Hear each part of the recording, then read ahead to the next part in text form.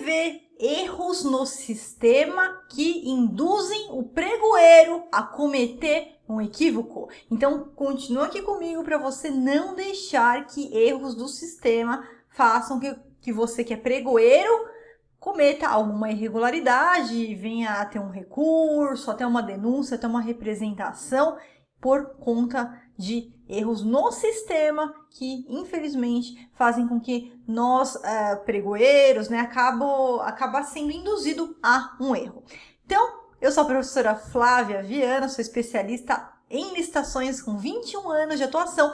E nesse vídeo aqui, o que eu quero mostrar, o que eu quero alertar para você que é pregoeiro, que é servidor público, que trabalha com licitações, é muito importante que antes que você comece a atuar, a responsabilidade do servidor público, ela é imensa, porque você, a partir de agora, você que trabalha com licitações, servidor público, não importa se você trabalha na área de planejamento, na área de julgamento, você desenvolve uma função muito importante, mas a responsabilidade, ela é da mesma forma, ela é altíssima, de modo que erros que são cometidos, irregularidades que são cometidas, amanhã você pode responder por isso.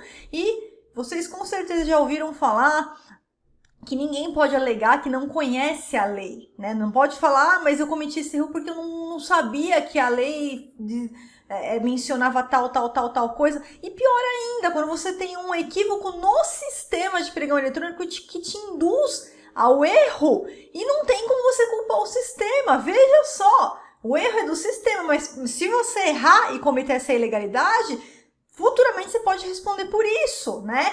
Professor, mas como é que eu respondo? Então depende, né? Cada caso é um caso. Então, geralmente os órgãos de controle, primeiro eles dão uma advertência, né? Se o erro volta a ser cometido, aí vem uma penalidade, pode vir uma multa, mas isso é analisado caso a caso, cada caso é um caso, se houve má fé, se houve a intenção de fazer algo errado, porque 99% dos servidores que passam comigo, que são meus alunos, que eu conheço, são pessoas honestas, pessoas sérias que querem fazer a coisa certa. Porém, o sistema não ajuda, tá? O sistema com um monte de erro. A legislação não ajuda, porque a gente tem a pior legislação do Brasil, né? A Lei 8666, que não tem esse número em vão, é a lei do capeta mesmo. Legislação horrível de ser interpretada, de ser aplicada, uma verdadeira bagunça que se você pegar para ler você não entende o que está escrito. A maioria dos servidores que vão trabalhar com licitações não são formados em direito e nem precisam ser, mas você precisa sim ter uma rota mastigada, quer dizer, um caminho para você trilhar seguro, numa linguagem fácil, que traga para você cada passo da fase, cada etapa da licitação que você tem que trilhar, sem cometer nenhum equívoco, né? Então, por isso que eu até chamo o método Viana da rota traduzida. Foi um método que eu formulei desde 2013, né? É praticado esse método nos meus treinamentos, meus grupos fechados de treinamento à distância, onde eu dou toda a rota traduzida e mapeada do processo passo a passo, exatamente para o servidor público, meu aluno, não cair em nenhum equívoco, seja pela legislação, que é muito ruim, que é difícil de compreender, seja por erros nos sistemas. E agora eu quero te apresentar um erro, só um erro, existem vários. Isso aqui é um erro do sistema que eu abordo junto com os meus alunos lá no curso completo de licitações e pregão na prática, 5 em 1, onde a gente vai vendo tela a tela, passo a passo online, e aí eu vou informando onde é o erro, o que pode, o que não pode fazer. E aqui é um erro básico, olha só o que acontece, tá? No momento que eu tô gravando esse vídeo, hoje, o sistema ainda não foi atualizado. Pode ser que mais pra frente você esteja assistindo esse vídeo e o sistema tenha sido corrigido, mas hoje, na gravação desse vídeo, o sistema continua com esse erro. Qual é esse erro? Vamos supor que você tá lá operando o seu pregão eletrônico e vai indo para as fases, a gente vai seguindo todo aquele cronograma do pregão eletrônico, onde a gente passa pela fase de classificação e julgamento de propostas, onde a gente passa pela fase de habilitação do primeiro colocado, e logo depois da habilitação vem a fase, né, que já passou por tudo, negociação, e a gente chega na fase recursal. E é muito comum, muitas vezes, o pregoeiro, quando ele abre a etapa de recurso, né, e os licitantes manifestam a intenção de recorrer, é muito comum que, às vezes, no momento que ele vai julgar aquele recurso, ou o pregoeiro ou a autoridade superior, quando o pregoeiro mantém a sua orientação, que eles verifiquem lá um equívoco que foi feito, por exemplo, na habilitação do primeiro colocado, alguma coisa que passou batido. Quer dizer, eu habilitei o sujeito e, na verdade, ele deveria ter sido inabilitado, né? E eu habilitei sem querer.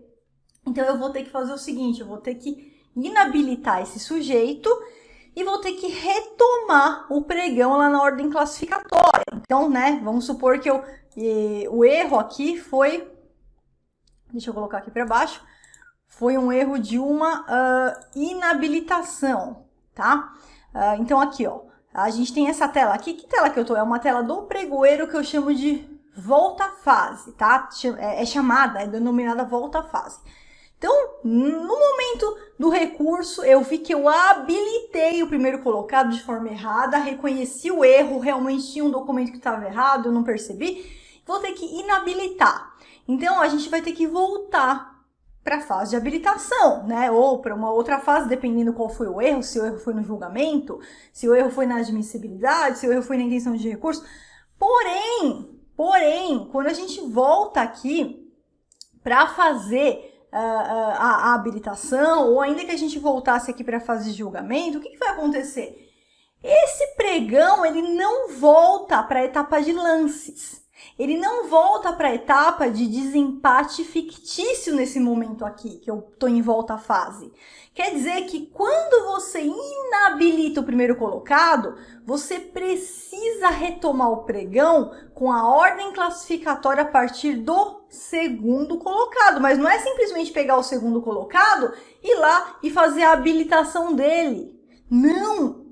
Quando a gente inabilita o primeiro colocado e volta para a etapa classificatória, o que nós temos que fazer? Nós temos que ver se existe a ocorrência do empate e desempate fictício, né? O empate e desempate fictício é aquele da Lei Complementar número 123 de 2006, que tem lá que o primeiro colocado, se o primeiro colocado for uma grande, uma média empresa, e ele tiver com um valor onde abaixo dele encontrarem-se micro, pequenas empresas, MEI, cooperativas, todos os beneficiados da Lei Complementar número 123, até 5% no pregão, outras modalidades até 10%. Aqui no pregão até 5% acima do primeiro colocado, tá?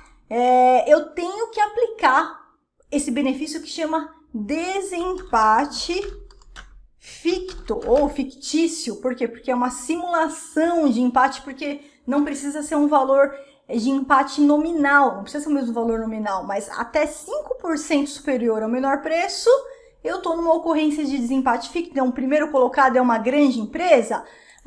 Tem uma pequena empresa, uma microempresa até 5%? Tem. Então, ela tem direito, se ela quiser, a dar um lance de desempate, diminuir 1 centavo e tomar o lugar do primeiro colocado. Acontece que é o seguinte, quando a gente vai fazer a habilitação desse primeiro sujeito e, como eu disse aqui, foi para o recurso, eu habilitei, foi para o recurso, agora voltou e ele foi inabilitado, eu vou retomar a ordem classificatória a partir do segundo colocado. E se esse segundo colocado agora, nesse momento, for uma grande empresa e tiver uma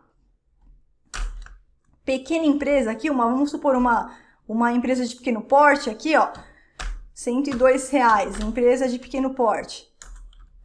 Essa daqui faz jus ao benefício, ela faz jus ao benefício do desempate fictício. Porém, quando eu vou em volta à fase, qualquer um desses aqui que eu escolher, não volta para o desempate da Lei Complementar número 123, simplesmente não volta. E aí, o que os pregoeiros, alguns têm feito? Não tem como voltar, o sistema não admite voltar, então eu vou seguir com esse daqui, vou seguir com ele e vamos embora com ele. E tá errado. Se você fizer isso, você tá acabando com os direitos dessa daqui. No dia seguinte, essa empresa aqui pode entrar com uma ação judicial, uma denúncia, uma representação e vai acabar com a sua licitação, tá? Então, ainda que seja pelo chat, ainda que o sistema não esteja atualizado, não esteja adaptado, a legislação tem que ser aplicada mesmo na falha do sistema. Então, isso aqui é só um exemplo para você verificar, infelizmente, como é que o sistema tem defeito, mas a gente não pode deixar as falhas do sistema fazer com que nós cometemos algum equívoco na nossa licitação. Isso é a mesma coisa para licitações por sistema de registro de preços que são adjudicadas no Comprasnet e não pode ser adjudicada. Então, a gente faz a adjudicação pelo compras governamentais, naquela licitação que é por sistema de registro de preços, mas nos autos do processo eu indico que, na verdade, não tem os aspectos jurídicos de uma adjudicação, porque eu posso, a qualquer momento, mesmo com uma ata de registro de preços em vigor, eu posso fazer uma nova licitação, posso fazer uma nova contratação, e se eu chegar num preço melhor, eu posso contratar o novo fornecedor, tá? Então, por isso que não existe aqueles efeitos jurídicos da adjudicação, que eu não vou detalhar agora, porque não é o foco desse vídeo aqui, mas só para você entender que erros de sistema não podem passar por cima da legislação, por isso a importância de uma capacitação de um método que te traga toda essa rota passo a passo traduzida para você ter certeza absoluta do que pode fazer e do que não pode fazer para você não errar futuramente, não cometer nenhum equívoco e operar o pregão com tranquilidade e com muita segurança. Se você gostou desse vídeo, deixa seu like aqui, não esquece de deixar seu comentário também aqui embaixo. E se você não é inscrito no nosso canal do YouTube, faz a sua inscrição, ativa as notificações para você não perder nenhum dos nossos conteúdos. Um forte abraço para você!